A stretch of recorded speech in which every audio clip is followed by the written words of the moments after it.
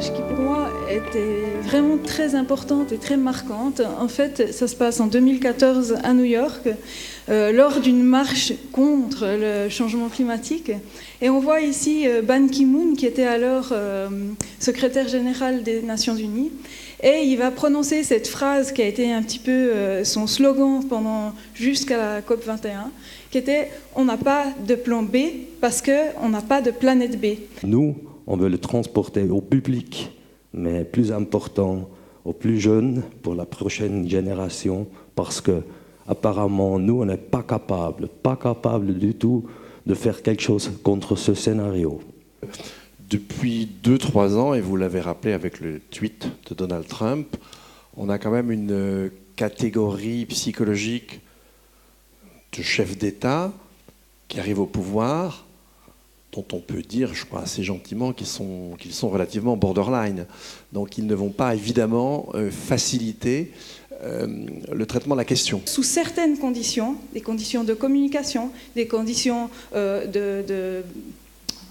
d'induction d'émotions, des conditions de normes sociales, on se rend compte que sous ces conditions, on arrive à faire comprendre aux gens que l'intérêt collectif est plus intéressant plus important que l'intérêt individuel à court terme.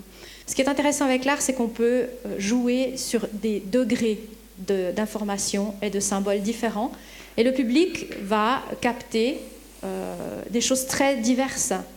On peut s'adapter, on peut adapter le contenu. Et ça, pour moi, c'est très important. Et ça a été le début de ma démarche, c'était de proposer un contenu porteur de sens, visuel, pour les médias. Je rebondis aussi sur ce que monsieur a dit par rapport aux réseaux sociaux, par rapport aux smartphones. Les technologies d'aujourd'hui sont très intéressantes parce qu'elles permettent de diffuser un savoir, de mettre en réseau, de mettre en lien.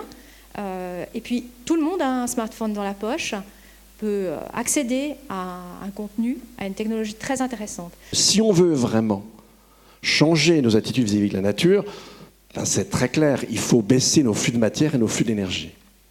Baisser nos flux de matière et nos flux d'énergie, ça veut dire produire et consommer moins. Est-ce que vous connaissez un gouvernement sur Terre qui va se faire élire en disant « Chers citoyens, dans 5 ans, vous serez plus pauvres ».